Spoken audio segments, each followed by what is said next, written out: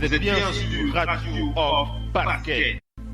La radio qui vous parle de NBA, la radio qui vous écoute. Basketball, c'est mieux à la radio.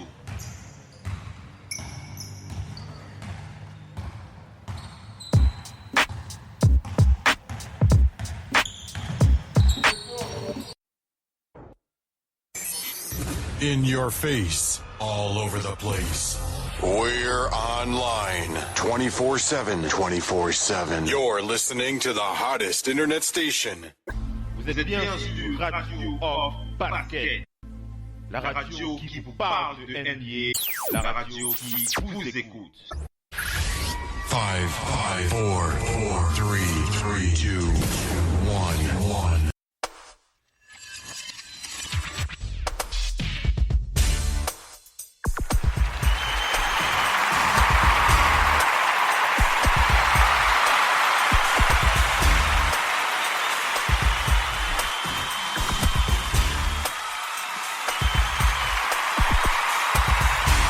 Bienvenue la famille, bienvenue à toute la famille du basketball. Merci d'être connectés une fois de plus sur le parquet de la radio off pour ce podcast NBA No Limit. NBA No Limit, vous en avez l'habitude, c'est tous les jeudis.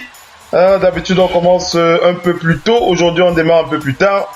Avec quelques petits soucis techniques, mais c'est comme ça que ça se passe. On est toujours bien positionné pour enchaîner votre semaine et c'est avec Oncle Phil NBA que vous êtes bien positionné pour partager quelques bons moments avec ces news de la NBA, ces news de cette ligue que nous apprécions tant. Et comme vous le savez, je ne présente pas les talk shows de la radio tout seul. Je suis toujours accompagné de nos fidèles partenaires, nos fidèles auditeurs, nos fidèles collaborateurs. Et c'est avec grand plaisir qu'on va enchaîner avec les présentations. On va commencer comme on en a l'habitude. On va aller du côté d'Angers pour accueillir le doc ONP. Bienvenue le doc. Oui, bonsoir tout le monde. J'espère que ça se passe bien. Le week-end approche. On est là le doc. On est là de l'homme bien positionné. Les festivités de Pâques et tout approche. La NBA est chaude, donc tout se passe bien. Tout se passe bien, comme le dit le doc ONP. Et on va enchaîner avec les présentations. On va aller du côté de la région parisienne pour accueillir Missy. Bienvenue Missy. Oui, bonsoir à tous les auditeurs. J'espère que vous allez bien. Aujourd'hui, on est là encore une fois pour parler basket et il y a beaucoup de choses à dire aujourd'hui. Il y a beaucoup de choses à dire. En tout cas, c'est comme ça que ça se passe. Énormément de choses à dire. Ouais. Bref, mon big up de ce soir va à Grant Hill. Ouais, Grant Hill, ouais. Boris Chick. Voilà. Et Steve Nash. Voilà. Bien sûr. Et on sait bien pourquoi. Ils vont devenir, on sait pourquoi, hein. Ouais. Ils vont devenir Hall of Famer. Oui. Ouais. Oui. Ils vont devenir Hall of Famer et également aux filles, Katie Smith et l'une de mes joueuses préférées, China Thompson, voilà. Ouais, China Thompson. Ouais, c'est ça. Celle qui détenait le record avant Diana Taurasi, voilà. Ouais, c'est ça. C'est exactement ça. Big up à eux. Voilà, big up à cette équipe. Et ensuite, il y a aussi les coachs, hein. Il y a Rudy Tomjanovic chez les coachs et il y a Kim Mulkey. Voilà, donc on a deux personnes, il y a Charles Drisley chez les femmes. Voilà, c'est sur ces mots qu'on va enchaîner avec les présentations. Merci Missy avec ces big up. On va faire la passe à Willy cette fois. Willy depuis le Canada qui est avec nous ce soir. Bienvenue Willy, tu nous as manqué. Welcome back sur le parquet. Ça c'est vraiment un bail. Donc, on dit quoi alors Willy? Oui, non. Tu as déjà la couleur de Michael Jackson, c'est bon? Oui. Le froid. Bon, on sait la vérité. Le froid. Tu veux dire quoi? C'est pas le Johnson, la voiture faisait un Johnson pour avoir la couleur La couleur, on sait la vérité sur son absence. Il y a Missy qui rigole. L'absence là. Hein? Alors Willy, comment va la santé? Tout le monde va bien, la famille, tout le monde tranquille? On est heureux de savoir de retour sur le parquet.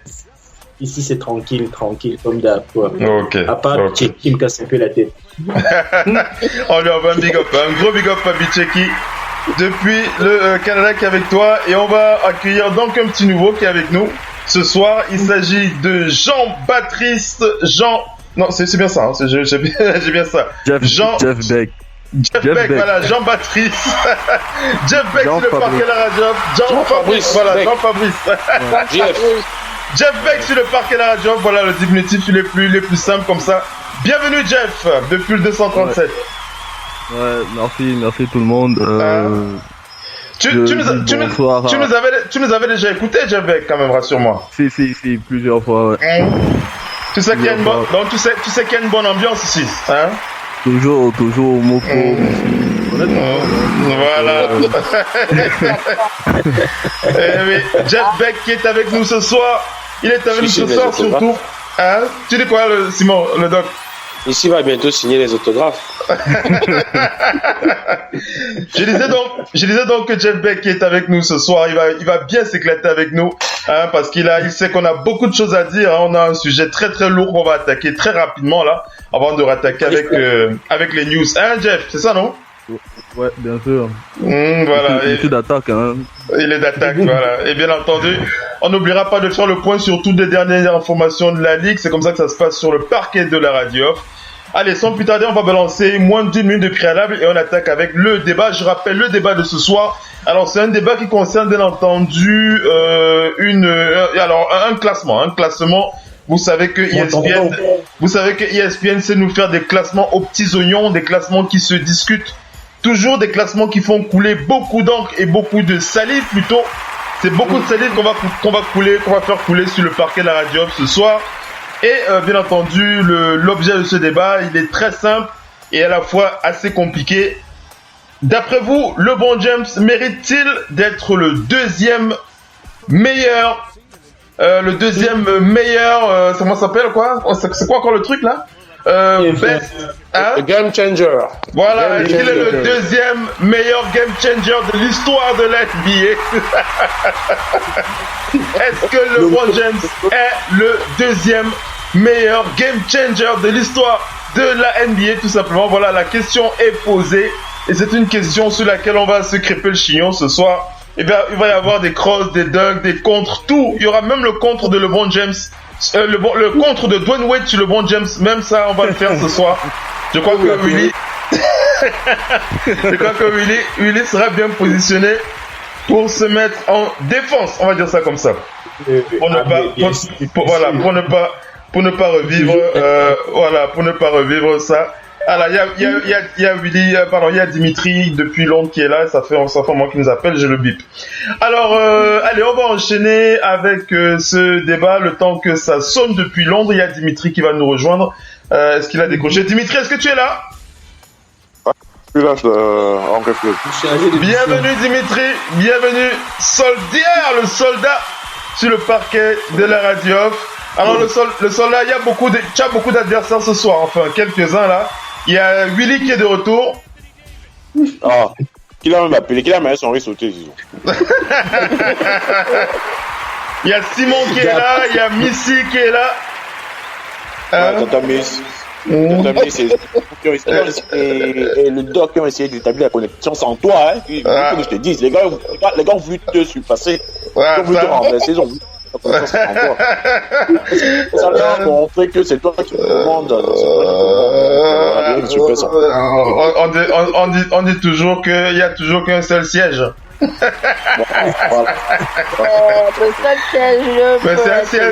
C'est un siège bien partagé en tout cas. Tu sais que depuis le temps tu as dû remarquer que je sais bien gérer ce genre de choses. Allez, Dimitri, je vais te présenter un auditeur qui est avec nous ce soir, un invité spécial, on va dire ça comme ça. Il s'agit de Jeff Beck. Hein, tu lis souvent ses posts dans le groupe. Jeff Beck qui est là ce soir avec nous. des postes très controversés. Bonsoir Jeff. Bonsoir Jeff. Mec. Ouais, bonsoir Alpha. Comment tu vas? C'est controversé. Controversé, hein. Voilà les amis, allez on lance moins d'une minute de préalable et on attaque avec le débat, c'est dans moins d'une minute. Restez bien connectés, à tout de suite.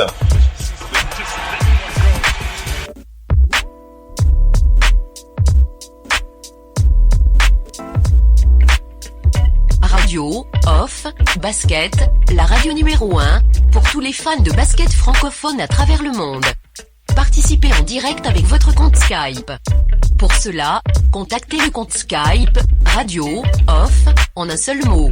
Réagissez sur Twitter avec le hashtag Radio, off, basket. Saisissez votre commentaire sur notre page Facebook.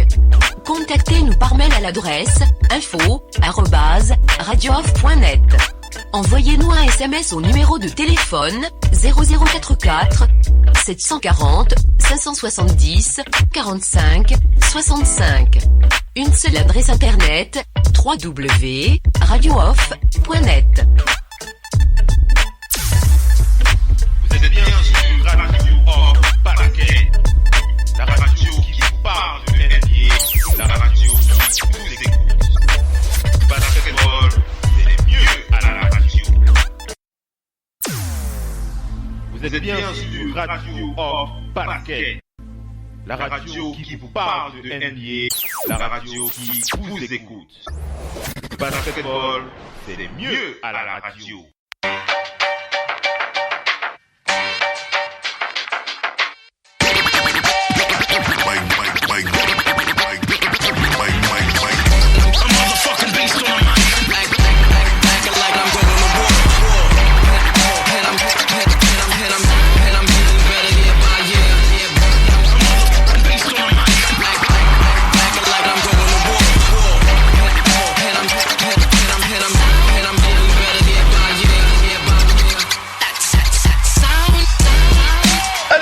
On attaque directement avec le débat. Vous avez reconnu cette musique de fond sonore. C'est comme ça que ça se passe lorsqu'on enchaîne avec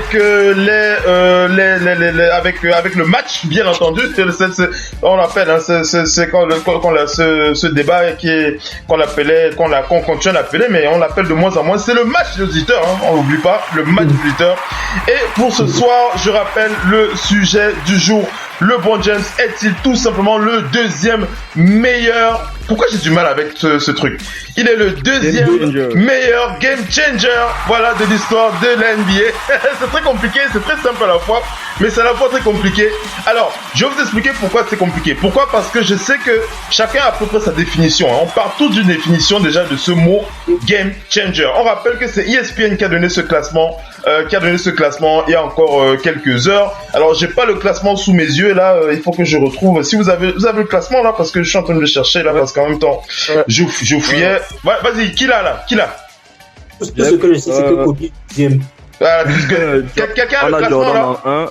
Vas-y, dis-le alors, vas-y, Jeff.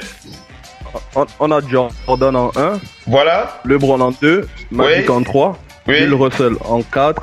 Will Chamberlain. Jabbar. Oscar Robertson en 7. Julius Erving en 8. Larry Bird en 9. Steph Curry en 10. Jerry West en 11 et Kobe en 12. Voilà, Kobe, 12e et à la dernière place de ce classement, enfin presque à la dernière place. Je commence à vous attaquer comme ça directement dans ce débat. Voilà, le game changer. Alors, pour ce, je veux pas attaquer la définition du game changer. Je vais plutôt vous laisser aller dans la direction que vous souhaitez prendre. Je vous demanderai de commencer par votre définition de ce que vous appelez game changer avant de décider si LeBron James est pour vous le deuxième meilleur game changer de l'histoire de la NBA. On va commencer à seigneur tout honneur, comme on le dit toujours sur le parquet de la NBA. On va commencer par le Doc ONP, le Doc ONP de Angers, qui va mettre quelques points sur des i avant d'enchaîner avec Missy. Et bien entendu, Willy, Jeff et Dimitri sur le parquet de la radio. Si je me trompe dans l'ordre, vous me reprendrez, il n'y a pas de souci. Je peux parfois oublier certaines choses. Le Doc ONP sur le parquet de la radio. Le Doc, quelle est ta définition d'abord de ce qu'on appelle un game changer? Pour moi, ils le disent, hein, c'est quelqu'un qui a influencé, changé la façon de jouer de une partie ou de la majorité des joueurs. Ouais. C'est-à-dire la vision du jeu. Par exemple, très simple. Avant, on aimait le tir à 3 points, mais la venue de Steph Curry a changé la façon de défendre chez les tireurs à 3 points. Exactement. Ça a changé même la réflexion de la NBA sur le tir à 3 points. On parle de lead à 4 points même. Ouais. Ça a changé la façon d'aborder le 3 points. Ouais. On parle de l'arrière shooter avant Jordan.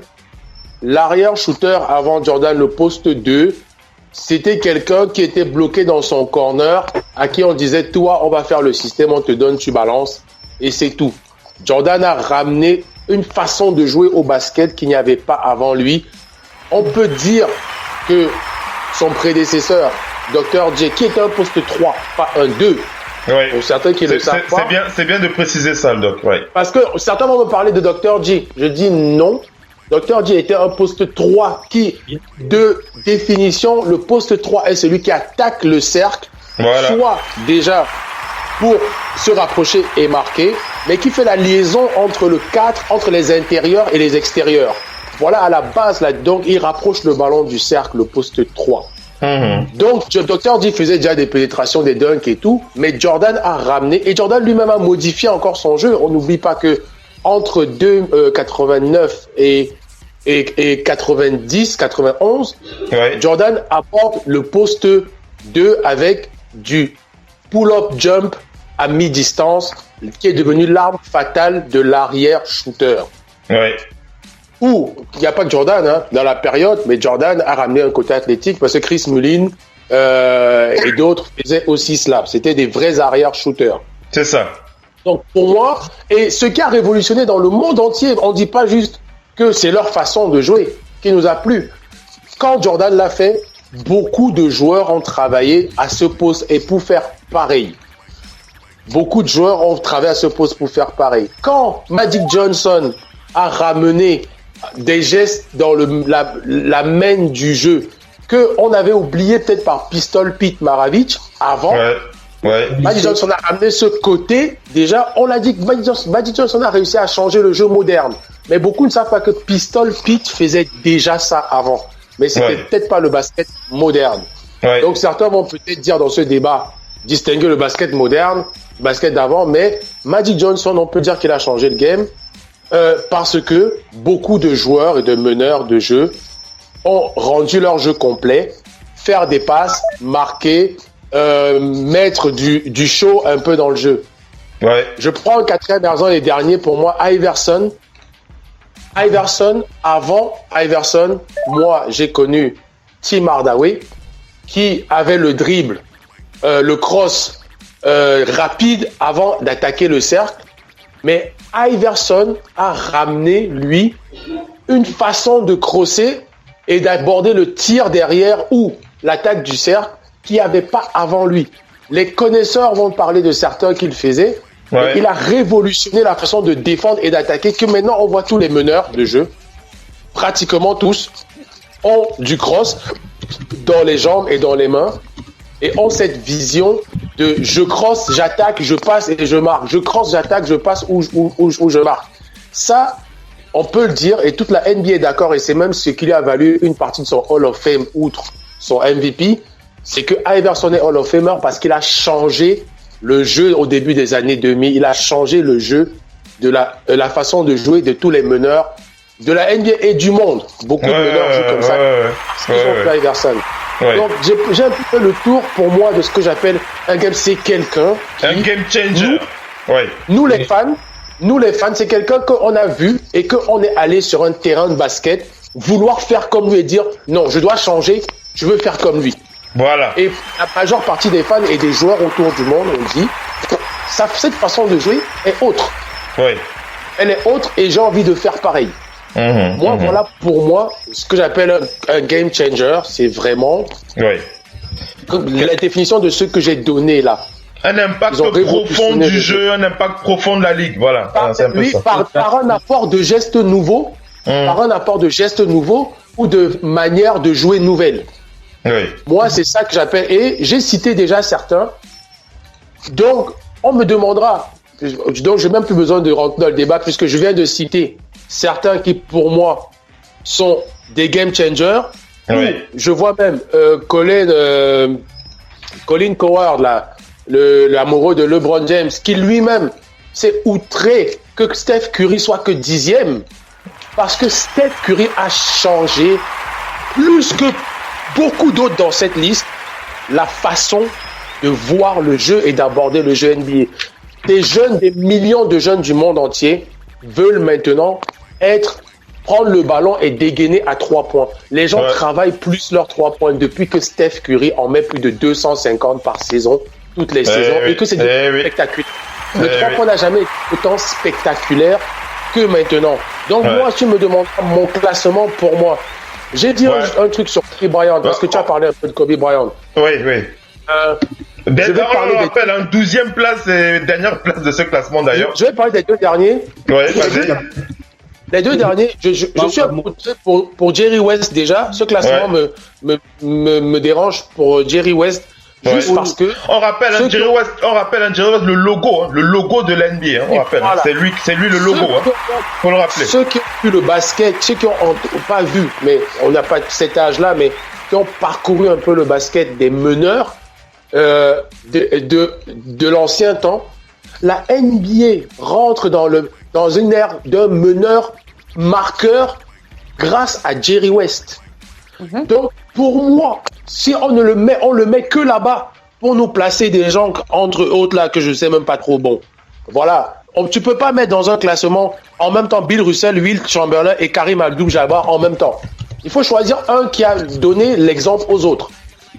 Karim a peut-être ramené son Skyhook, mais sérieusement, il a peut-être changé à son époque. Mais personne n'a suivi ça, Phil. Certains le font maintenant, mais ce n'est pas un geste. C'est tellement un geste anormal, entre guillemets, que ça n'a pour moi que changé la défense sur lui, mais pas le jeu de la NBA. Avant lui, Bill Russell a peut-être changé le jeu parce qu'on voyait un big man, maintenant scoreur, ce qui avant lui il n'y avait pas, mais c'était le début du basket, on peut pas. Mais déjà à son époque, on peut dire qu'il a. Mais de là à ne pas mettre Jerry West plus haut dans le classement, pour moi, je n'ai pas la même vision donc de game changer. Je ne dis pas que c'est faux, mais je n'ai plus la même vision de game changer que. Et pour moi, Jerry West doit être plus haut. Kobe Bryant, il y a un souci, c'est que Kobe Bryant a fait perdurer la vision de Michael Jordan. C'est pour ça que à la limite, Kobe Bryant sera toujours numéro 2 derrière Jordan chez les arrières. Kobe Bryant ne sera jamais numéro 1. Meilleur joueur de tous les temps, parce que avant lui, Jordan a fait si Kobe Bryant était le premier à avoir fait ce type de jeu, il serait très haut dans les classements. Sauf que Kobe sera toujours, LeBron sera toujours, par exemple, devant Kobe dans des classements, parce que dans les postes 3, il n'y a pas eu de Jordan avant LeBron.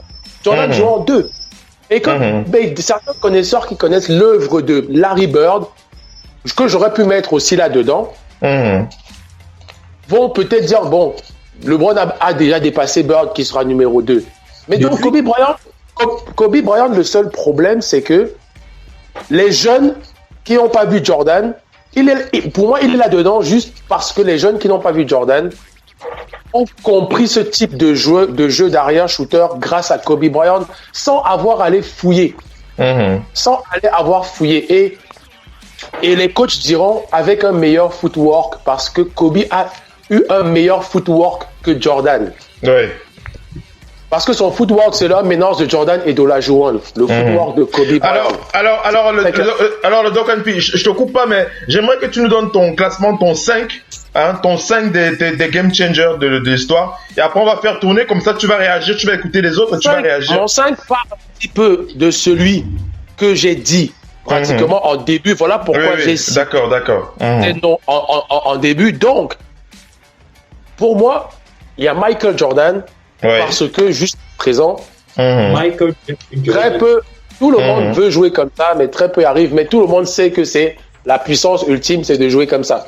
Voilà pourquoi Kobe Bryant a un peu parvenu et il y a le respect pour lui. Ensuite, derrière lui, Derrière lui, je mets Steph Curry, tout simplement. Déjà parce que c'est du jamais vu. On peut tout dire depuis l'histoire.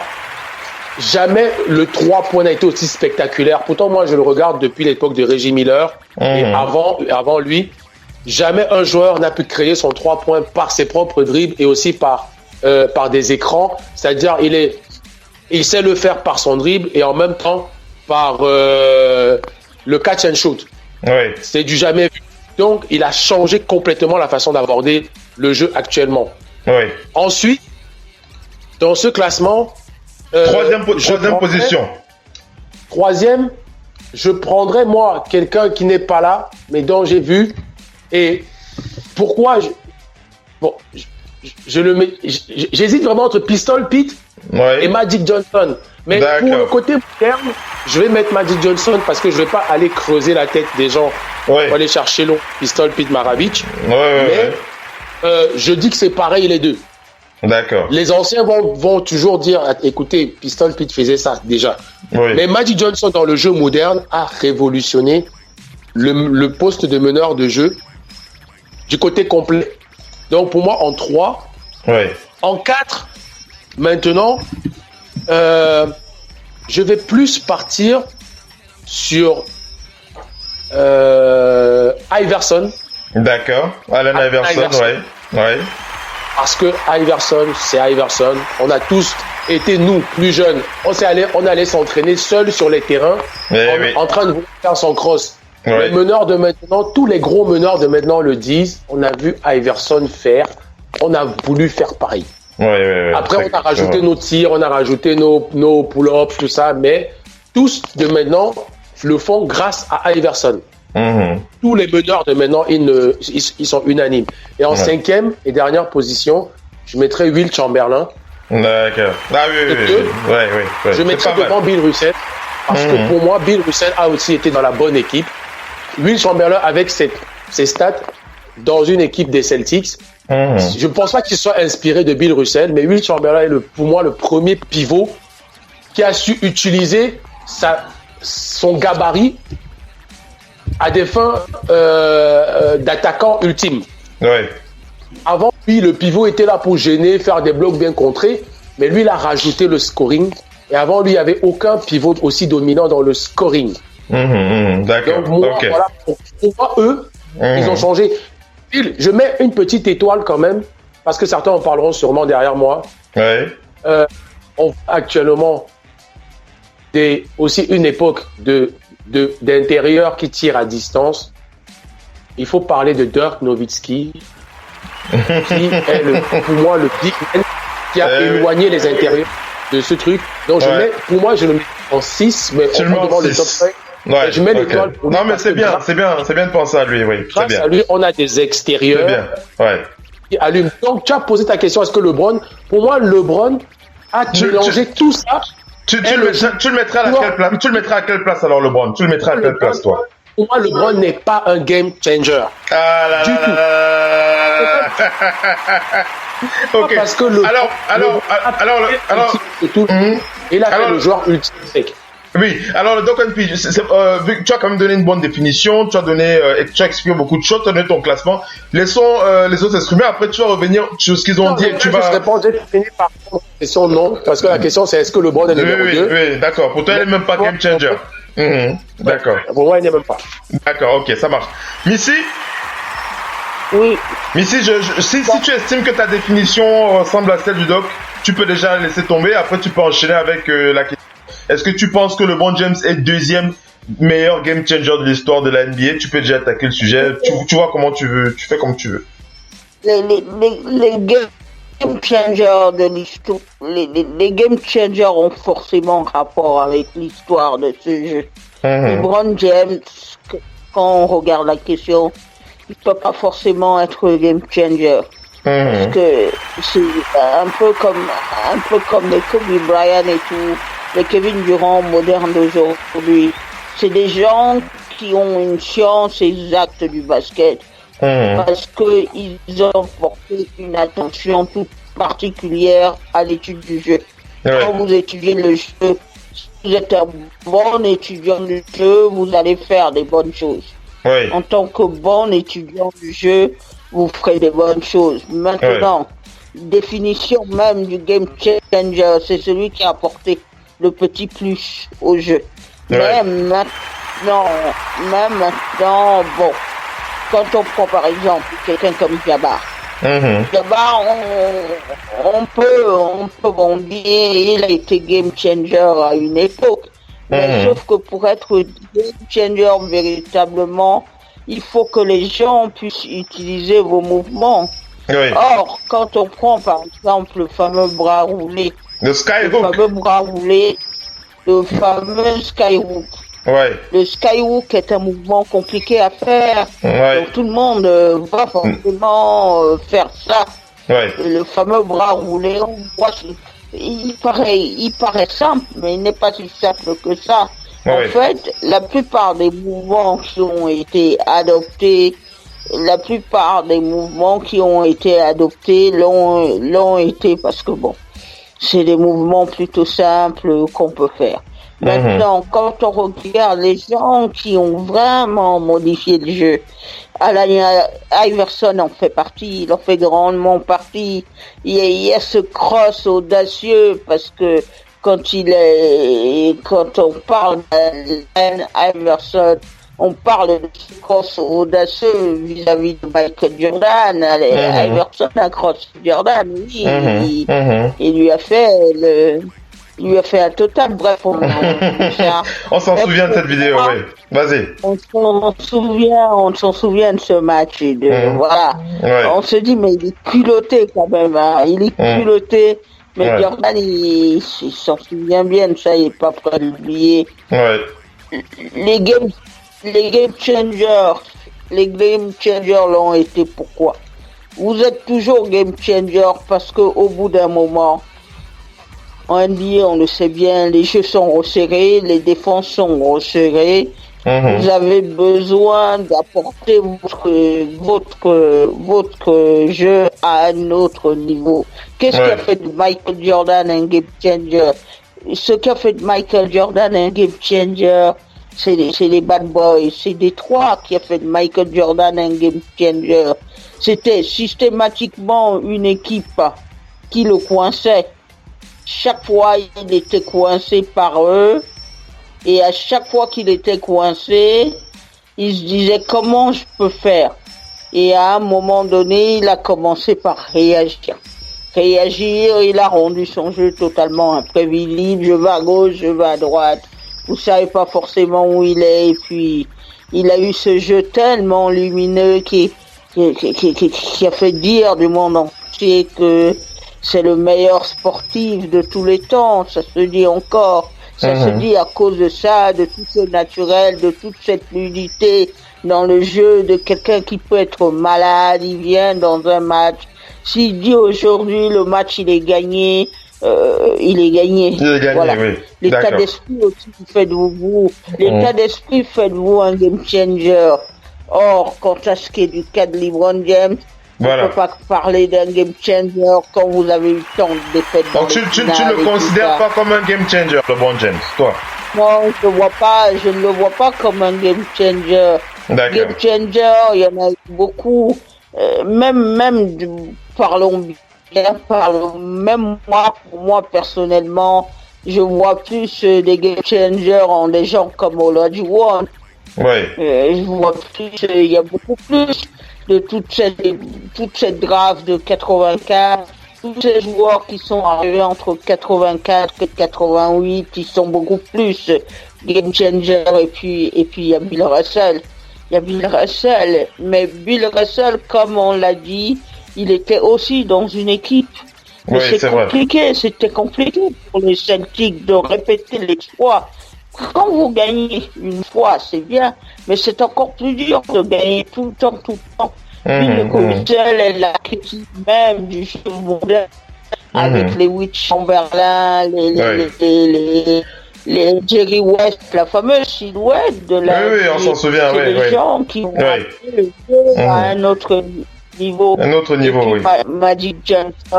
Magic Johnson, pourquoi on le voit en game changer?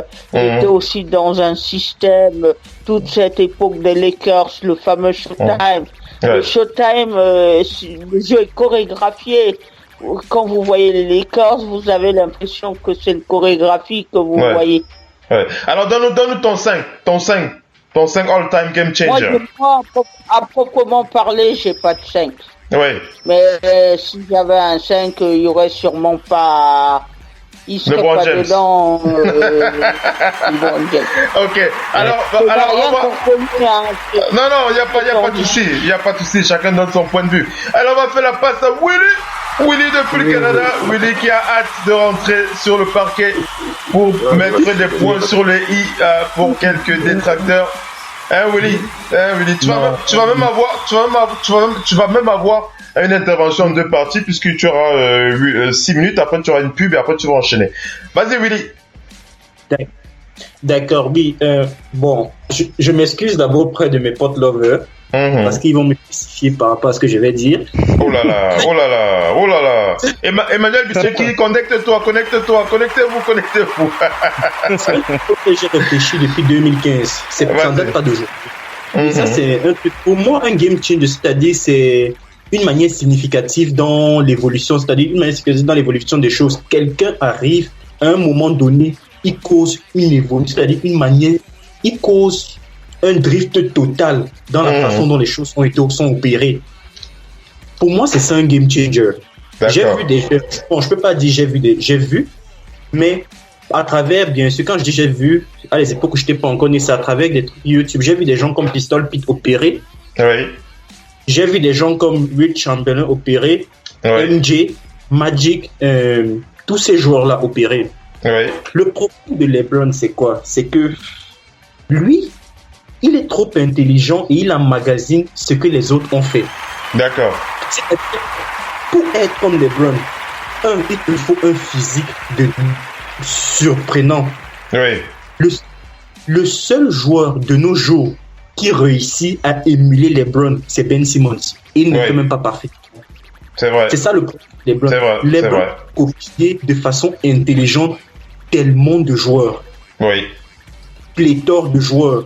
Parce que ce que je vois LeBron faire aujourd'hui, c'est ce que j'ai vu Scottie Pippen faire à l'époque. Oui. Le concept de power forward, c'est Scottie Pippen qui a innové ce concept, c'est pas LeBron James. C'est Pippen qu'on voyait en tant que ailier qui me portait, parce que Pippen portait plus la balle que Jordan. C'est Jordan avait plus la balle, mais c'est Pippen qui portait la balle. La plupart des décisions, c'est-à-dire quand il faut passer du playmaking de Chicago Bulls, c'était Pippen. Ce genre de truc, j'ai pas vu, c'est pas LeBron que j'ai vu faire ça en premier. Les dunks, c'est pas LeBron que j'ai vu faire.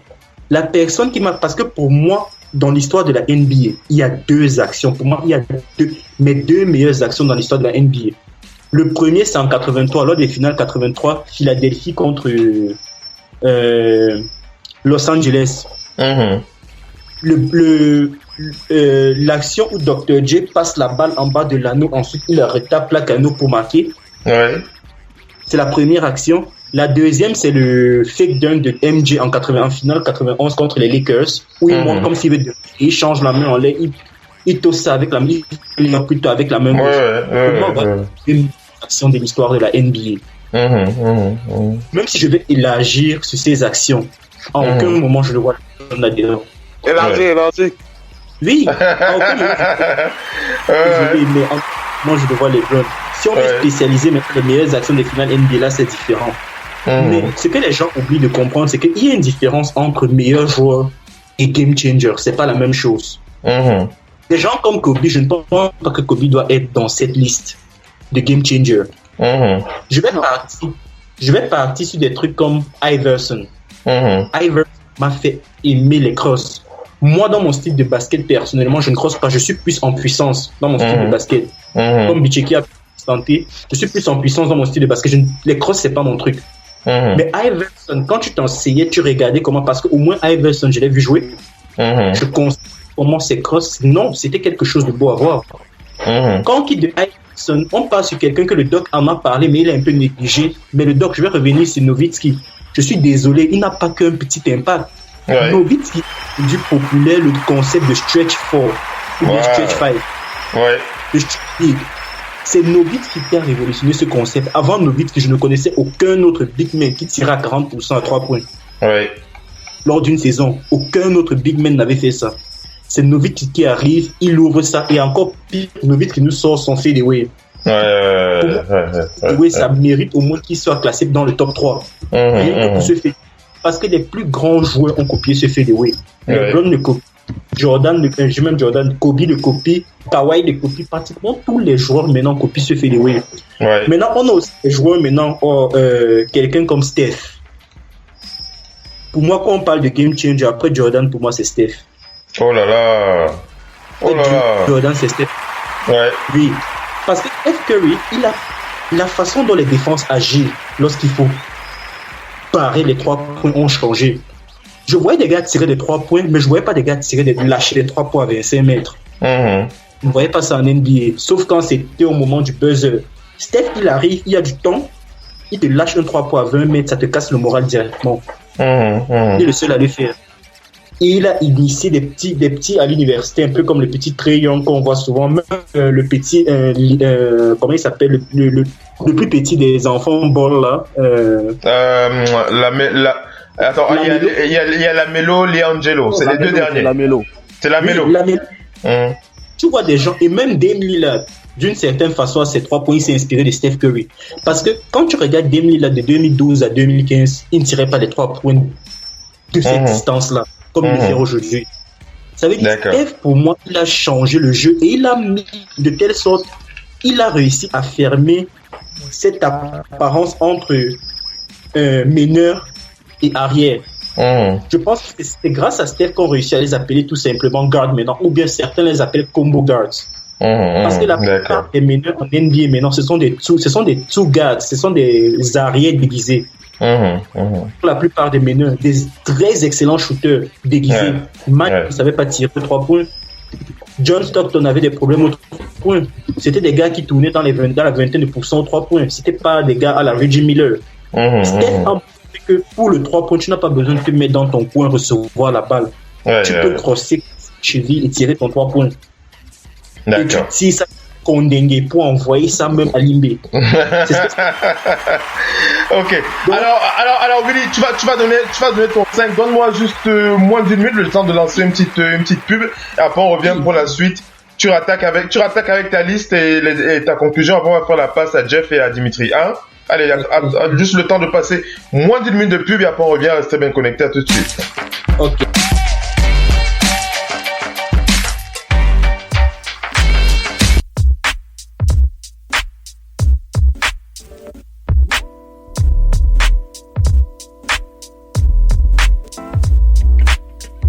Radio, off, basket, la radio numéro 1 pour tous les fans de basket francophone à travers le monde.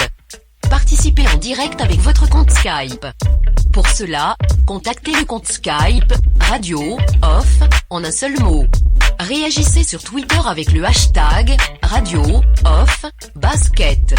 Saisissez votre commentaire sur notre page Facebook. Contactez-nous par mail à l'adresse info@radiooff.net.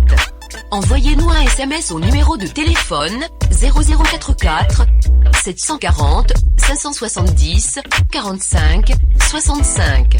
Une seule adresse internet www.radiooff.net. Vous êtes bien sur Radio Off Basket, la radio qui vous parle de NBA, la radio qui vous écoute. Basketball, c'est mieux à la radio. Bien sûr, Radio Off Basket, la radio qui vous parle de NBA, la radio qui vous écoute. Basketball, c'est mieux à la radio.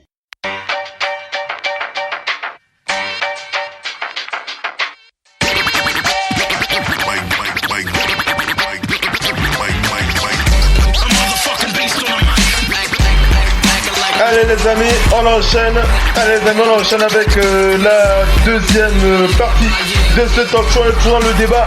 LeBron James est-il le deuxième meilleur game changer de l'histoire de la NBA? On a tous vu ce classement publié par ESPN il y a encore quelques heures. On a décidé de se crêper un peu le chignon ce soir avec ce débat des familles. On avait la passe était à Willy qui allait enchaîner avec sa liste de son 5 des 5 meilleurs game changers de l'histoire de la NBA, et il va bien entendu faire sa petite conclusion avant de faire la passe à Jeff du côté du 237 du côté de Yaoundé, et c'est Dimitri qui va reprendre depuis Londres pour enchaîner sur ce débat. Vas-y Willy. Oui. Bon, si on veut partir sur la liste, j'ai d'abord une liste par époque, c'est-à-dire pour un peu amener les auditeurs à un peu comprendre où sort vraiment la liste. Ouais. Pour moi, le premier game changer selon les époques, c'était le Dr. J. Parce que c'est lui qui il a rendu populaire ce concept de dunk. Ouais. Ça existait, mais à l'époque, les gars, ils étaient plus en mode power dunking. Dr. J nous a rendu ce type où chacun vient avec ses fantaisies, il dunk, et c'est ça qui l'a rendu populaire. Ouais. Lorsqu'on quitte Dr. J, on atterrit maintenant sur Magic. Ouais. On avait certes Pistol Pete avant avec les passes, mais Pistol Pete n'avait pas la vision de jeu de Magic. Je suis désolé, il avait peut-être ses passes, mais Magic a combiné les passes de Pistol Pete à une vision de jeu quasi parfaite. Parce que peu importe où tu étais sur le terrain, Magic te retrouvait. Il suffit, sans avoir à te regarder. Donc, il pouvait anticiper même tes déplacements mieux que toi. C'était ça le pouvoir de Magic. On vient maintenant après Magic, il y a eu MJ avec son fameux mid-range game. Et ce qu'il a fait, c'est que MJ a fait la transition, il a fait en sorte que le poste 2 soit aussi athlétique que le poste 3. C'est-à-dire qu'il a apporté ce concept de poste 2 athlétique qu'on n'avait pas l'habitude et qu'on retrouve rarement même aujourd'hui. Parce que la seule personne que je retrouve aujourd'hui avec ces conditions, c'est DeMar DeRozan. Le poste 2 athlétique, c'est beaucoup aujourd'hui. Maintenant, de lui, on part à Iverson, le concept des crosses et des dribbles.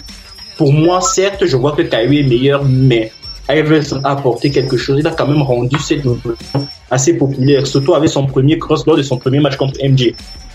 Et mais il y a Dirk Nowitzki. Ouais, Dirk Nowitzki, oui.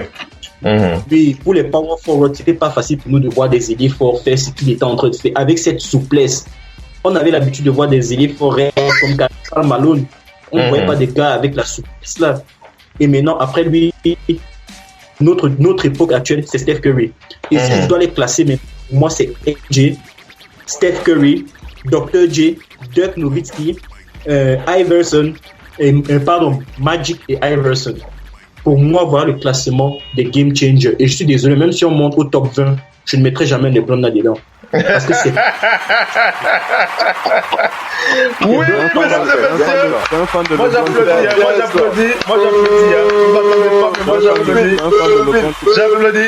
j'applaudis. Ah, ça, oui. Non, ça peut pas m'empêcher. Moi, je suis un lover de LeBron, ça ne peut pas m'empêcher. Mais le truc, c'est que même en tant que lover, il faut être objectif. C'est un peu comme, je me souviens de la photo qu'on a mis dans le groupe pour le petit, il disait LeBron est meilleur que Kawhi, Jordan, Kobe et tous combinés et son pouvoir giflé. Oui. Ok, Willy. Non, c'est ça. Je suis désolé, mais c'est ça. Non, il n'y a pas de souci. T'as pas besoin d'être désolé. C'est la vérité, c'est la vérité. Quand ça sort comme ça sort. Comme on disait la chanson de celui qu'on ne va pas citer ce soir. Allez, on va enchaîner avec Jeff. Mais avant, Jeff, tu m'écoutes? Oui, bien sûr. Alors Jeff, écoute cette réaction. C'est une réaction qui est tombée il y a quelques heures à peu près. C'est une réaction qui m'amuse parce que c'est une réaction de Jeremy Lin. Tu connais Jeremy Lin? Oui, bien sûr. Alors Jeremy Lin, il a été classé. Il fait partie du 100. Il fait partie du top 100 des game changers de l'histoire d'après ESPN. Alors, ils vont tout nous sortir ESPN. Alors, je veux pas te donner sa place maintenant. Je vais d'abord te donner sa réaction. Vous allez tous rigoler. Jeremy Lin qui dit, aimez-moi ou détestez-moi, mais vous ne pourrez pas dire que je n'ai pas définitivement participé à cette liste des 100 meilleurs joueurs de l'histoire qui ont définitivement changé le jeu en NBA. Même si être dans cette liste est carrément fou, et c'est carrément incroyable de me retrouver dans cette liste, j'aime mes fans qui sont de mon côté. Il y a encore le meilleur est encore à venir, croyez-le. Alors Jérémy Lin, on va continuer à rigoler, mais Jérémy Lin qui est quand même classé. Jérémy Lin qui est quand même classé à la 75e place sur les 100. Il est classé à la 75e place des meilleurs game changers de l'histoire de la NBA. Bravo à lui. Alors on rappelle quand même, bon, je ne sais pas si vous vous souvenez de la Linsanity à New York, ça a quand même chauffé. Il y avait quoi dans son jeu qui a changé quelque chose? Non. Alors vous allez argumenter tout à l'heure. Vous allez argumenter tout à l'heure, mais laissons quand même Jeff d'abord s'exprimer. Jeff Beck et Dimitri qui vont réagir. Vas-y Jeff, après tout ce que tu as entendu, comment tu as envie de réagir?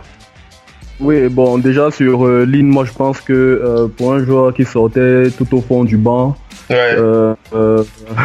peut-être en ça qu'il a changé le game. C'est une belle histoire quand même, Jérémy Lin, faut quand même le dire, c'est une belle histoire quand même. Parce qu'il était quatrième meneur de New York, il a à être titulaire. Il a fait son buzz. Je pense qu'à la même période, Carmelo Anthony n'était pas blessé, il a tenu les rênes de New York au moins pendant 2 mois. Et après ça, il on envoie big up à Jérémy Lin, 75e meilleur game changer de l'histoire de la ligue. Vas-y Jeff, vas-y. Ouais, le doc a presque tout dit, mais je pense qu'il a omis quelque chose de très important, c'est le changement de règles. Parce que c'est vrai, on parle de style de jeu, on parle de move, mais il y a également le changement des règles du jeu. Oui. Il y a des joueurs quand même qui ont poussé en fait la NBA ou bien le basket a évolué dans le sens de changer les règles.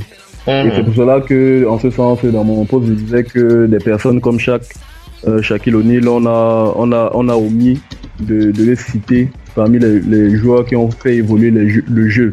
Oui. C'est vrai que on a cité Will, on a cité Jabbar, on a cité Bill Russell, qui étaient déjà des pros assez dominants à leur époque. Mais Shaq a réussi en fait à être un mélange de tout ça. Et il impactait tellement le jeu à sa façon que on a créé par exemple le hack à Shaq. C'est vrai. On fait des fautes à distance sur des joueurs pour l'envoyer au lancer parce qu'on savait qu'il n'était pas très adroit au lancer. Oui, c'est vrai. Je pense que Shaq, avec par exemple Dominique Wilkins, ce sont des joueurs par exemple, qui cassaient les anneaux. C'est-à-dire qu'avec des dunks surpuissants et tout, ils ont poussé la NBA à changer carrément en fait le type de matière qu'on utilisait pour les anneaux. Ouais. Ça aussi, en ça a changé. Shaq a changé le mode de défense parce qu'on était dans un système de défense homme à homme et tellement il était puissant que la NBA autorisant en fait pour une première fois de faire la défense de zone. Donc dans l'analyse du doc que moi j'ai apprécié vraiment, je dis un game changer c'est quelqu'un qui certes a fait évoluer le style de jeu d'une certaine façon ou bien avait un move particulier parce que quand on parle de move, je donne un exemple. Hazard Rider a créé ce qu'on appelle le Rider. Ceux qui savent, pour le concours de dunk, Voilà, pour le concours de dunk. En ça, il a fait évoluer, il a fait évoluer, par exemple, le style, en fait, de dunk. Parce que la plupart des dunkers, à une époque, imitaient, en fait, le style de dunk, soit de Jordan, soit de Dr. J. Mais le Rider n'existait pas. En ça, il fait évoluer, en fait, le jeu d'une certaine façon. Donc, pour moi, un game changer, c'est ça. Donc, dire que LeBron James est numéro 2 dans le classement, pour moi, ça me paraît farfelu. Parce que, comme les autres ont dit, il a pu prendre les meilleurs aspects de chacun des joueurs. Il a fait évoluer le jeu d'une certaine façon, comme je disais dans mes posts sur Facebook, c'est dans le flopping, parce que il est maître. Il est maître là, Jeff est venu tirer sur Public.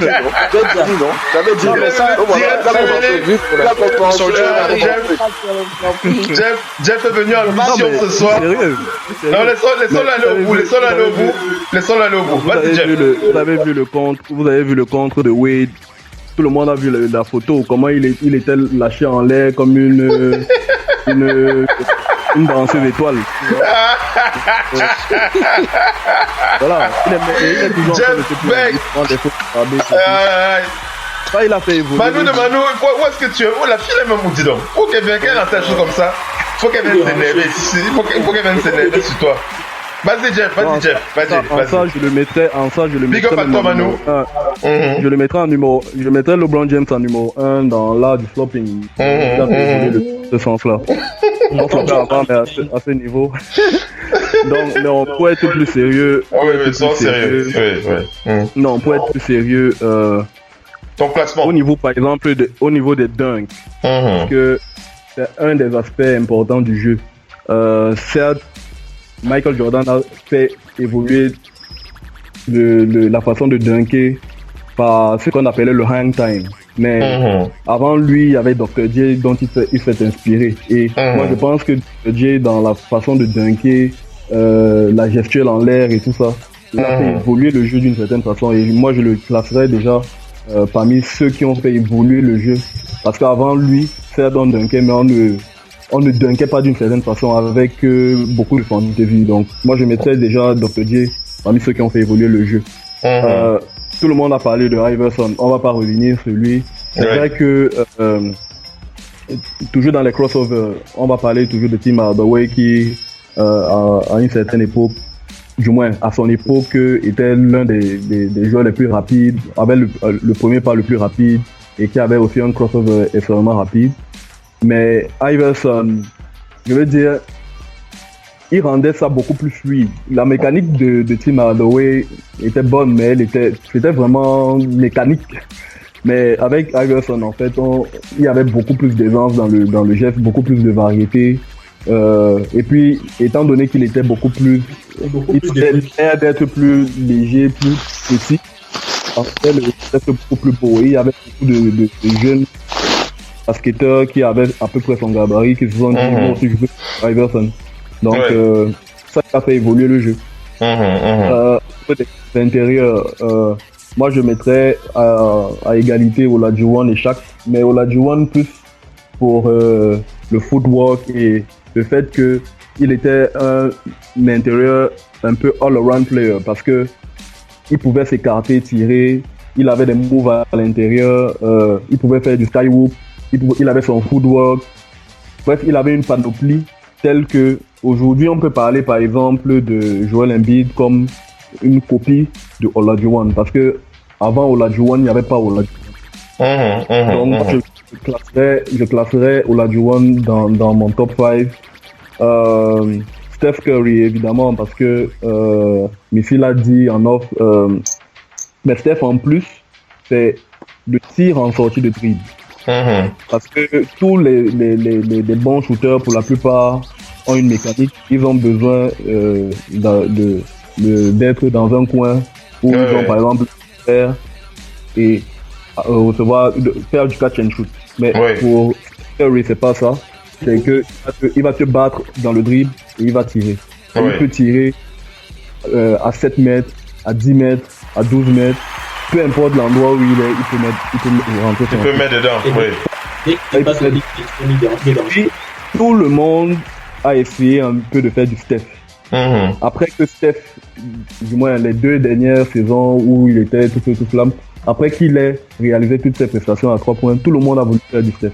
Au point où, dans la ligue, comme je disais, au niveau du changement de règles, en train d'imaginer de mettre une ligne à 4 points.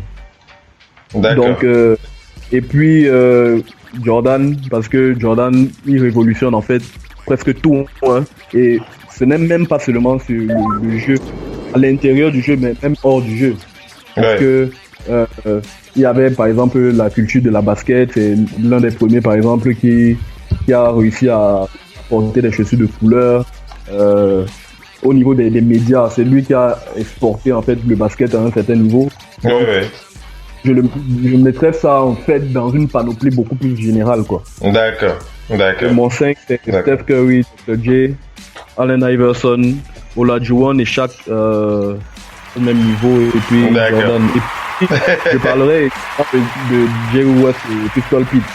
Le doc fait que les gens n'ont pas vu Pistol Pete, mais Bon, j'étais pas né à cette époque, mais j'ai regardé beaucoup de vidéos. Quelques highlights. Voilà. C'est pour cela que moi, je le classerais devant Magic. Ok. Alors, on va écouter Dimitri. On va vérifier la liaison avec Oklahoma City. Est-ce que Eddie m'entend? Il prépare son poste pour qu'on... Allô? Il prépare le poste foudroyant. C'est qu'Eddie, lui, il reste dans son coin là, il vous laisse parler. Après, il vous balance un dossier. Eddie, est-ce que tu es là? Eddie depuis OKC qui est avec nous ce soir. Il a un petit souci avec son micro, mais il va nous rejoindre tout à l'heure. Dimitri, on vérifie juste la liaison avec Eddie. Est-ce que Dimitri? Ouais. Eddie, est-ce que tu m'entends, Eddie? Eddie, Vous m'entendez? Bienvenue Eddie depuis Oklahoma City. Ça nous fait plaisir de t'entendre. Alors Eddie, tu vas souffrir d'écouter encore un peu Dimitri avant de parler, hein? Pas de souci. Allez, on va du côté de Londres pour écouter Dimitri. Dimitri, après tout ce que tu as entendu, comment tu as envie de réagir? C'est vrai que tout ce que tu as entendu, ça t'embouche quand même un coin quelque part. Quelque part, Willy t'a enlevé les mots de la bouche, non, Dimitri? Oui, le gars il m'a enlevé le combat de l'esprit. Aïe, Willy. Le gars a freiné mes ardeurs. Il t'a cassé là. Oui, il t'a cassé. Tu peux pas. Bon, vas-y, dis quelque chose. Il n'y a pas de souci. Vas-y. Comme les autres l'ont réitéré, la notion de game changer, je pense que ce sont ceux qui sont arrivés dans le basket qui ont changé la façon dont les gens voyaient le sport. Le sport depuis sa création jusqu'au temps moderne. Ouais. Ceux qui ont repoussé les limites du jeu. Ceux qui ont fait en sorte que la ligue puisse se réinventer. Ou bien qui ont mis le basket dans les mœurs. Ouais. Des personnes qui ont fait en sorte que nos parents, parce que nos parents qui n'étaient pas trop accoutumés, qui n'étaient pas trop dans la culture, qui puissent s'asseoir et regarder. Ouais. Et je pense que si on demande à une maman au fin fond du Burkina Faso, ou bien à une maman, je sais pas, quelque part là-bas, à Djamé, là-bas en Côte d'Ivoire, la mère, est-ce que tu as entendu parler de Michael Jordan? Elle va te dire que oui, mon fils, j'ai entendu parler de lui. Laisse la fête de LeBron là. LeBron c'est qui? On va te dire oui mon fils.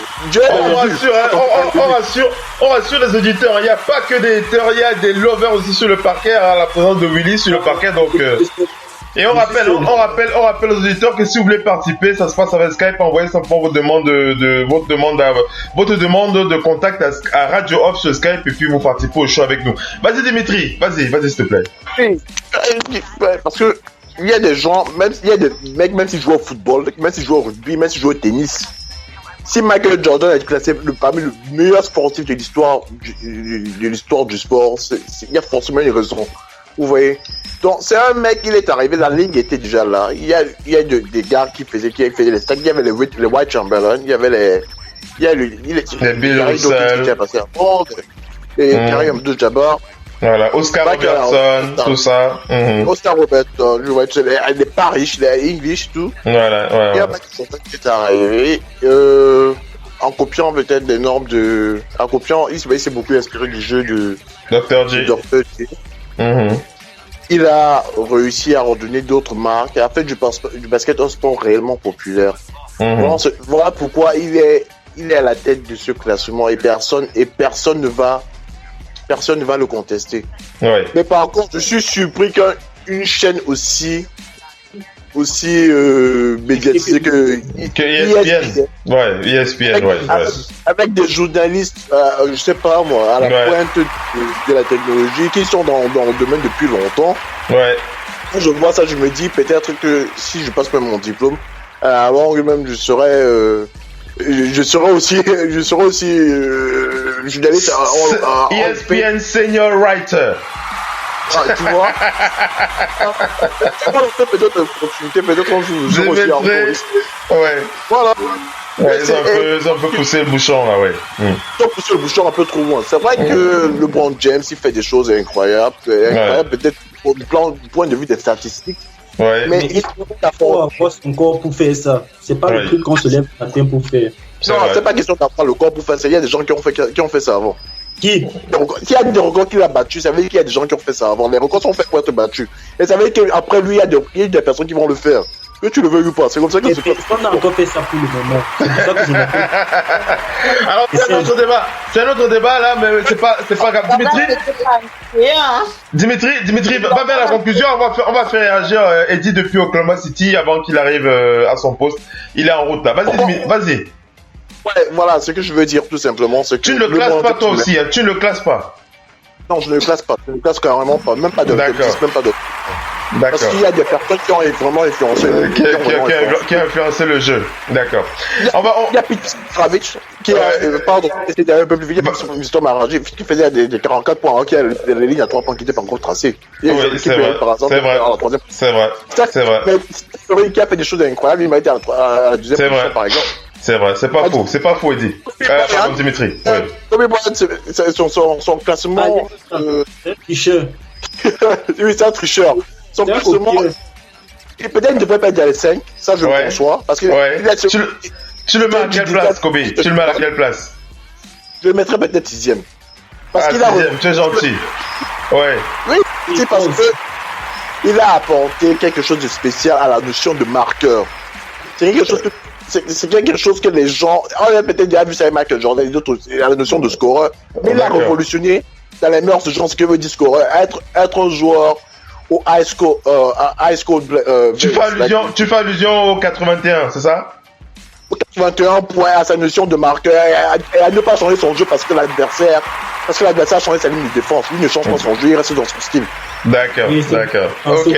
Alors on va écouter Eddie qui est sur la route là du côté de Kessie. Eddie, est-ce que tu m'entends, Eddie?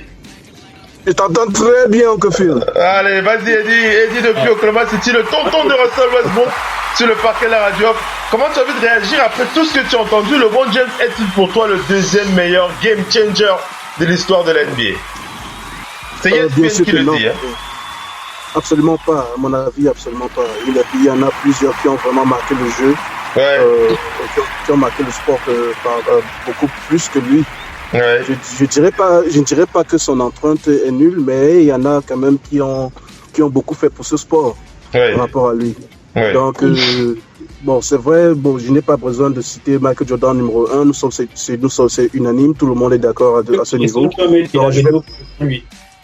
Au risque de ne pas me répéter. Et en deuxième, je joins Will qui a cité Steph Curry. Je le classerai en deuxième. Bon, maintenant, entre troisième et le reste, ça devient un peu difficile. Ça peut faire sujet de plusieurs débats. Mais personnellement, je pense qu'il y a eu tellement de joueurs qui ont apporté quelque chose au jeu. Hein. Par exemple, Pete Maravich qui a apporté l'élégance dans le jeu comme un meneur de jeu et tout. Qui a apporté plus d'élégance, le style dans le jeu, la finesse, les passes aveugles et tout. Et maintenant, Magic, il a amené ça à un autre niveau. Malgré son physique, malgré sa taille et tout, il a même été capable de jouer pivot pendant tout un match. Donc, je pense que Magic a été de ceux qui ont manifesté beaucoup de polyvalence. On peut aussi citer Oscar Robertson, qui était aussi une sorte de meneur de jeu qui pouvait jouer arrière, mais qui prenait des rebonds comme un fou et qui faisait des passes décisives. C'est vrai. Donc, on peut citer, il y a Jeff tout à l'heure, si je ne me trompe pas par rapport au nom. C'est Jeff. Il a donné de très bons points. J'ai particulièrement apprécié son point. Tu as apprécié son point sur le Shaq, oui. Ouais, c'était très bon. Tu vois, donc... Mais en ce qui concerne LeBron James, moi je le classerais dans le top 10, contrairement à Will. D'accord, tu le mets quand même dans le top 10, d'accord. Et je vais expliquer pourquoi. Vas-y. Ce que LeBron James a introduit à la NBA, c'est parce que tu sais, la NBA avant LeBron James, c'était beaucoup plus le jeu. Tu vois un peu? Oui. Mais la touche que LeBron James a apportée au basket, c'est l'aspect business. D'accord. Ça, c'est clair. Avant, ne regardez pas vraiment, les gens ne pensaient vraiment pas trop au côté business. Par exemple, quelqu'un comme Michael Jordan, avec tout ce qu'il a fait, ce n'est que lors de sa dernière saison, ou ses 2 dernières saisons à Chicago, qu'il a touché dans les 30 millions. Mais avant ça, il touchait les 3 millions l'année, 2 millions l'année. Il n'était même pas le plus payé. Il n'était même pas le plus payé. Et donc, malgré tout le monde, les sponsors et tout ce qu'il attirait, tout ce que son aura attirait dans le monde du basketball, il n'avait pas grand-chose comme salaire. Ouais. Maintenant, tu vois LeBron James qui introduit l'aspect business, qui dit, bon, voilà, en tant que joueur, il est temps que les joueurs puissent avoir leur mot à dire sur leur contrat, qu'ils puissent négocier les clauses du contrat, tu vois un peu. Là, tu vois, par exemple, il met un peu de pression sur le management. Eddie, je te coupe pas, Eddie, mais tu te souviens quand même de... Je sais pas si tu t'en souviens, mais il y a quand même un cas d'école. Hein. Avant LeBron James, il s'appelle Kevin Garnett. Hein. Je sais pas si tu t'en souviens. Oui. Bon, tu sais, Kevin Garnett... Kevin Garnett, c'était... Moi, je me souviens quand même que très souvent, il voulait partir, mais le management lui proposait beaucoup plus. Oui. Pour qu'il puisse rester. Je connais pas trop l'histoire de Kevin Garnett côté en fait, c'est juste qu'on va je vais juste rappeler que Kevin Garnett, pour ceux qui s'en souviennent, il fait partie de ces premiers joueurs à avoir impacté la ligue, surtout dans le montant du contrat, dans le montant du contrat. Et je crois qu'il était à 20 quelque chose en 2000. Il a été le plus payé de la NBA pendant plusieurs années. Mais je parle pas vraiment en termes de gros salaires. Je parle en termes de l'influence même sur les négociations du contrat. D'accord, oui, d'accord. Le joueur, le joueur, il peut dire, bon voilà, j'exige ceci. Voilà, je veux un contrat de 2 ans avec un player option. Juste pour voir, je signe 2 ans, je joue 1 an et puis la seconde année, je vois un peu l'état de l'équipe. Donc juste pour une question de mettre la pression sur le management, le management travaille plus. Je comprends la différence. Le management était très relax. Il y a aussi l'aspect où maintenant, les joueurs n'ont aucun problème à joindre d'autres superstars, d'autres stars. Parce que le LeBron a ouvert les yeux. Le LeBron a dit, oh, les gars disent, donc si le meilleur joueur du monde est capable de faire ça, combien de fois nous? Maintenant, tu vois, maintenant, chacun cherche à s'associer avec des stars et tout. C'est vrai que ce n'est pas trop, ça diminue un peu l'esprit de compétition. Et pour ceux qui sont de la vieille école, ça peut être décevant. Mais c'est la nouvelle tendance, les temps changent. C'est vrai. La mentalité change avec, tu vois un peu. Donc, les joueurs aujourd'hui n'ont pas peur de s'associer avec d'autres gars qui sont forts. Tu vois un peu, beaucoup de joueurs n'ont pas. Donc je me dis, il y a bien d'autres aspects. N'oublie pas le Big Three de Boston, s'il te plaît. C'est ça. C'était beaucoup plus de produits de transfert. C'était pas vraiment des joueurs qui étaient libres d'aller où ils voulaient aller. Ouais, c'est vrai. C'est pas mal. Bref, il y a d'autres aspects que LeBron James a apporté. Tu vois un peu, il y a beaucoup d'autres choses que LeBron James a apporté dans le sport. Ouais, c'est bien. Tu vois un peu, en tant qu'ambassadeur même. En tant qu'ambassadeur même du sport, tu vois un peu dans les problèmes sociaux. Il a fait beaucoup de choses. Il a une voix et tu vois un peu sa voix quand il donne son opinion. Michael Jordan était très calme à l'époque. Il ne disait rien du tout. Même en politique, il parle beaucoup en politique alors que Michael il parlait pas. Il s'implique beaucoup dans la politique, des problèmes sociaux et tout ça. Il est vraiment très impliqué. Il est une voix écoutée et tout. Il a même fait la campagne de Hillary, donc il a même fait la campagne de Hillary. Voilà, donc tu vois qu'il apporte sa touche aussi. Et beaucoup de joueurs suivent, tu vois un peu. C'est vrai. Donc je le classerai dans le top 10. D'accord. J'ai pas trop réfléchi par rapport au classement à partir du numéro 3 au 10. Donne des noms comme ça, il n'y a pas de souci. Donne des noms comme ça, même s'il n'y a pas de classement. Je peux citer entre autres Magic Johnson. C'est pas en ordre, pas par ordre. Magic Johnson, LeBron James. Magic Johnson, LeBron James, Dirk Nowitzki. Dirk Nowitzki, vraiment, lui, l'un de mes joueurs préférés. Il est vraiment mon pivot, mon ailier fort. Mon ailier fort préféré. Dirk Nowitzki. On peut citer qui d'autre? On peut citer par exemple, j'ai cité Pete Maravich tout à l'heure. Tu vois des joueurs comme les Jason Williams, les Stevie Francis, les Baron Davis. Ils sera content, Steve Francis. Même Iverson, tous ces gars qui crossent et tout ça. Tu vois un peu. Je peux aussi parler de Iverson. Mais bon, Shaq aussi, on a cité Shaq tout à l'heure.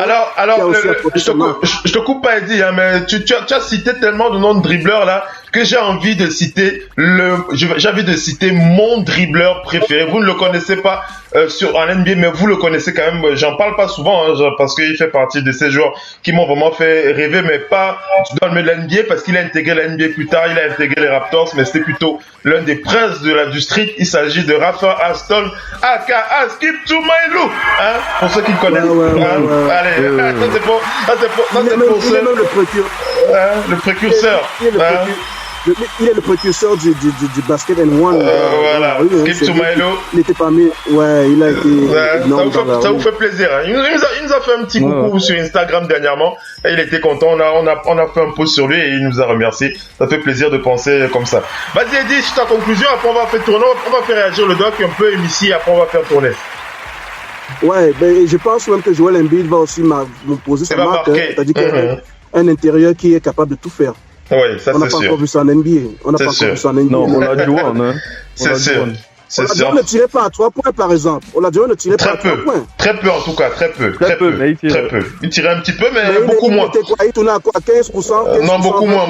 Oui, beaucoup moins, il dit. Beaucoup moins que... 3 points était vraiment pas cette chose, mais Embiid était un danger à 3 points. Ça c'est vrai. Donc, c'est vrai, beaucoup plus qu'Hakim, c'est vrai. Ouais, donc, bon, bref, je ne vais pas monopoliser la parole. Merci, Eddie. Merci vraiment, merci. Merci, Eddie. Merci, Eddie, depuis Oklahoma City. Alors, on va écouter le Doc One. Après tout ce que tu entends, le Doc, Missy et Willy. Et après, on va tourner, on va clôturer le show. Le Doc, comment tu as envie de réagir sur tout ce que tu as entendu? Oui, Phil, quand tu parlais de la deuxième partie, j'allais évoquer ce que Eddie a un petit peu dit. Mais en un peu plus dur, parce que, voilà... je le mettrais pas numéro 10, moi, LeBron, parce que dans le jeu, après, je dis, il a apporté quelque chose, que ce soit positif ou bien négatif. Positif, peut-être, comme Eddie a dit, mais dans le business, on va dire, il a apporté quelque chose, comme Eddie a dit. Mais dans le jeu même, d'accord. Je rejoins Willy. C'est quelqu'un qui a étudié, qui a piqué à gauche, à droite et qui a utilisé son physique hors norme pour... Voilà, moi je te dis, je connais aucun ami, même les plus fervents supporters de LeBron James, qui m'a déjà dit qu'il allait à l'entraînement et qu'il se rappelle d'un truc de LeBron James qu'il veut répéter pour faire. Parce que, non mais toi, tu vas répéter quoi? Tu vas rentrer avec l'épaule gauche pour essayer de mettre une paire? Je n'ai pas combien de trucs. Le seul truc, par exemple, on voit Zion Williams qui a pris le dunk, LeBron a une signature dunk. Il a une signature dunk très belle, avec des collages un pied. Mais quand tu as ton fils, quand tu es petit, tu lui dis, écoute, travaille-moi le cross d'Iverson, travaille-moi le fadeaway comme Jordan a fait, bon, comme il est plus jeune, peut-être Kobe ou je sais pas quoi. Travaille-moi quelque chose comme Dirk, un petit tir, une jambe, truc. Mais pour LeBron, il y a rien à dire que tu peux travailler comme, à part dire maintenant. Qui peut le faire. Après, à part dire, écoute, prends soin de ta santé, comme LeBron James, parce que là, c'est quelqu'un, prends soin de ta santé et tu pourras tout faire. Tu pourras dire ça à ton fils, prends soin de ta santé et tu pourras faire ce qu'il faut. Tu pourras faire ce qu'il faut. Et à part ça, mais par contre aussi, le côté dur, c'est qu'il a ramené dans le business, c'est que comme Kevin Durant l'a dit et d'autres, et même d'autres analystes, quand LeBron l'a fait, parce que lui, il était l'élu, c'était les histoires de Boston, comme on l'a dit, des échanges, blablabla. Il a permis aux joueurs de dire, écoutez, les GM nous bazardent quand ils veulent, nous aussi quand on a l'occasion, n'ayons pas peur de les bazarder, de partir aussi. C'est vrai. Partir, les fans, c'est pas eux qui décident, pour nous. N'ayons pas peur. Donc, il y a plein de joueurs qui, 2010 maintenant, c'est vrai. Ils font ce qu'il y a de mieux pour eux. Et il a vécu pareil. Hein. L'été dernier, son binôme a aussi décidé de partir comme ça, sans avoir à référer à qui que ce soit. À qui que ce soit. Willy, un dernier mot avant on tourne. Oui. Willy. En fait, je vais un peu revenir sur le point de Jeff. Jeff a parlé de Shaq. Pour Shaq n'a pas révolutionné le jeu. Il n'a pas fait ce que Wilt ne faisait pas. Parce que ce que Shaq a fait, c'est d'aller dominer avec la puissance. C'est une partie de ce jeu que utilisent aujourd'hui. C'est-à-dire, comme je dis, LeBron a piqué un peu de tout le monde. LeBron domine avec la puissance, il domine aussi avec sa vision du jeu. Pour chaque, je parlais des règles. Hein. Et chaque, en fait, on exploitait ses faiblesses pour faire le hack et chaque. C'était une faiblesse qu'on exploitait au lancer franc et non une force de chaque. Oui, mais ça a fait évoluer les règles du jeu. Oui, ça a fait évoluer les règles du jeu, ça je le comprends parce que... Oui, c'est dans ce sens-là qu'il veut dire en fait. C'est dans ce sens-là qu'il veut dire. C'est dans ce sens je comprends. Je reviens un peu par rapport à ce que Eddie disait par rapport... Eddie, si on factorise tout ce que tu as dit et qu'on prend... Parce que ici, à ce que je sache, je pense que Phil est d'accord, on parlait du jeu sur le terrain et non off-court, c'est-à-dire on-court stop. Oui, mais bon, je laisse le débat ouvert. Hein. J'ai pas envie que le débat soit fermé non plus. Chacun est libre de dire ce qu'il veut. Il n'y a pas de souci. D'accord. Si on parle de sur le terrain, les joueurs qui ont le plus influencé sur le terrain, je ne mets pas les bons même top 20. D'accord. Ça, je suis désolé. Et si on parle hors du terrain, je suis désolé, mais là, ils montent même à premier. Non, quand on donne la carotte, tu la prends tout plein. Hein. Vas-y, Willy, vas-y. Fais-toi plaisir. Ce qu'il a fait, on combine maintenant ce qu'il a fait sur le terrain et hors du terrain. Je suis désolé parce que ce qu'il a fait hors du terrain, ça surpasse vraiment et de très loin ce qu'il a fait sur le terrain. En ce qui concerne le game changing, ce qu'il a fait hors du terrain est surprenant. Parce que avant, les athlètes ne parlaient pas de questions politiques. Tout pour eux, c'était la fête. Ils s'en foutaient du reste. Il y en a qui parlaient, mais c'était pas des stars comme lui. C'était pas des médiatisés comme lui. Oui, il n'y avait pas l'impact des médias. Parce que c'est eux qui ont et avec Mohamed Ali, qui ont vraiment bagarré pour les human rights, les civil rights, tout cela. Après Jordan. Il n'y avait pas Internet à l'époque. Hein. Oui, après Jordan, tu connaissais combien de faces de la Ligue, c'est-à-dire après Karim, tu connaissais combien de faces de la Ligue qui se mettaient dans les débats politiques après. Kobe, voilà, c'était pas les superstars. C'était pas les superstars, il y en a eu, mais c'était pas les superstars. D'accord. Exactement.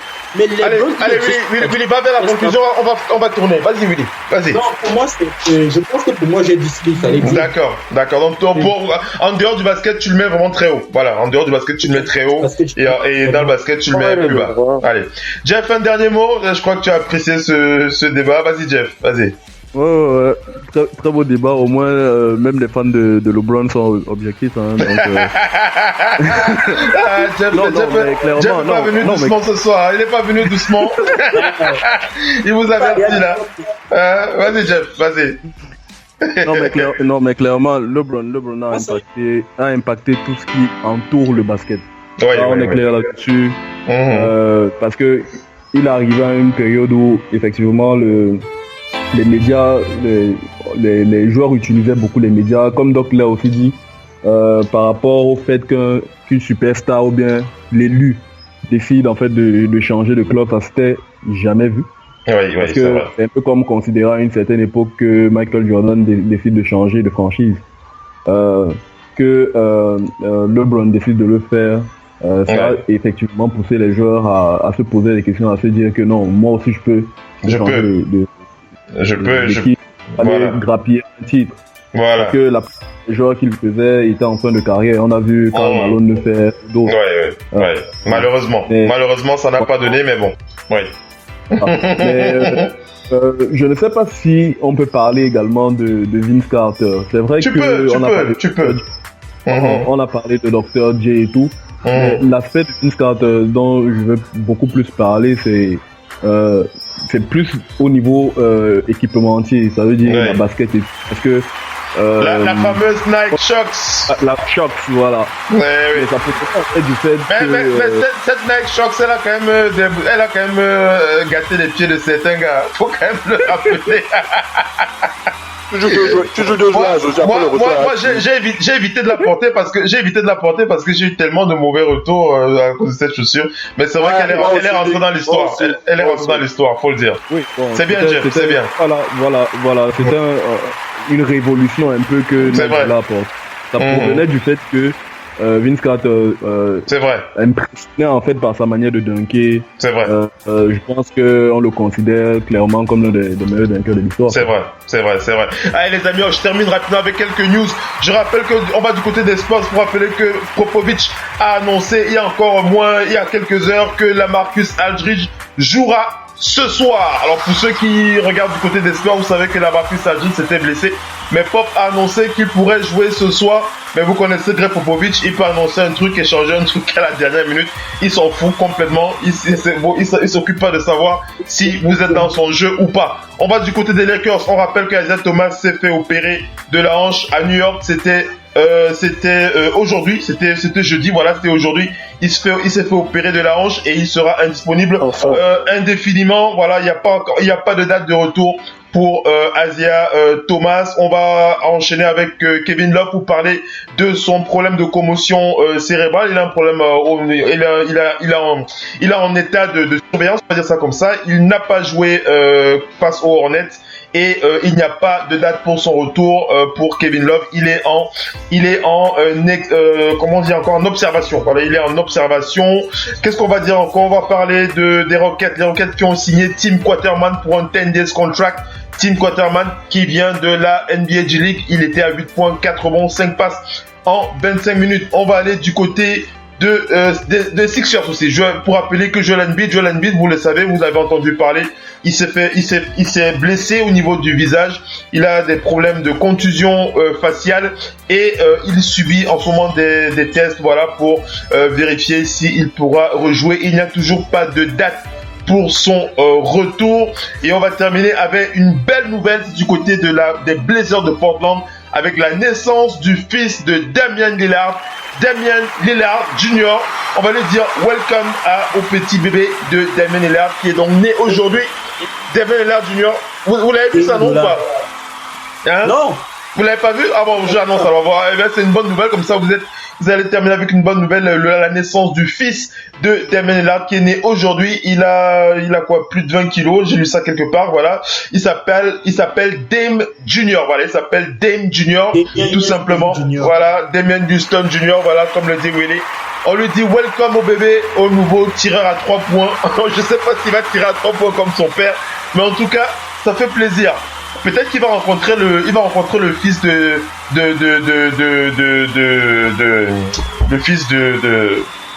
son fils qui est né l'année dernière là. Je pensais à il est d'Oklahoma City là. Westbrook, voilà. Westbrook Junior. Voilà, allez, on est arrivé à la fin de ce talk show, les amis. On a beaucoup parlé. On va remercier Missy. Alors Messi, est-ce que Messi m'entend? Alors Messi ne m'entend pas, on lui envoie un big up. Messi ne m'entend pas, c'est pas grave, on va remercier Willy qui était de retour ce soir. Merci Willy d'avoir été avec nous depuis le Canada. Willy, une belle émission, ça nous a fait très très plaisir de t'entendre. On espère que tu seras de retour bientôt, Willy. Bien sûr, toujours. On se dit à la prochaine, Willy. Jeff, est-ce que Jeff m'entend? Jeff qui a un petit souci avec sa connexion, je vais le rappeler, il s'est déconnecté, mais je rappelle, on va remercier Dimitri depuis long. Dimitri, merci d'avoir été avec nous, mon frère. De rien. Merci Dimitri, et on se dit à la prochaine sur Radio Hall of Fame Basket. Voilà. Jeff. Allô Jeff? Non, Jeff ne m'entend pas. Les problèmes du pays, je connais ça. Eddie, merci Eddie depuis Oklahoma City, ça nous a fait très plaisir. Le Doc ONP. Le Doc. Oui. On dit merci aux fidèles auditeurs et on dit à dimanche pour le podcast. Oui, on essaiera d'être là dimanche. On sera là le dimanche à partir de 22h, heure du Cameroun, de 22h, heure GMT, 23h, heure du côté du mois, 23h du côté de Paris. Et il est quelle heure en ce moment? Il est minuit. Il est minuit à Yaoundé, mais il est quelle heure à Montréal? Il est quelle heure là? 19h, voilà, 19h, il sera à peu près 18h, entre 16h et 18h, bon, bref, dans ces heures-là. Jeff, est-ce que tu m'entends? Allô, Jeff? Jeff, est-ce que tu m'entends, Jeff? Alors, moi, j'ai vraiment apprécié les commentaires de Jeff, je crois que vous aussi, vous avez apprécié ses interventions. On sera très, très heureux de le savoir avec nous très prochainement, je lui lancerai l'invitation. Jeff, est-ce que tu m'entends, Jeff? C'est un espion du doc. Allez, Jeff ne m'entend pas, mais je lui envoie un gros big up. Big up à toi, Jeff, il est du côté de Yaoundé. Big up à toi, Jeff. Big up à toi, Willy. Big up à toi, Eddie. Big up à toi, Simon. Big up à toi, Missy. Big up à toi, Dimitri. Merci à tous ceux qui étaient connectés ce soir et à la prochaine. À dimanche pour le prochain podcast sur NBA Flash Basket. Ciao les gars. Bye bye. Ciao, ciao. Ciao les gars. Bye bye. Ciao.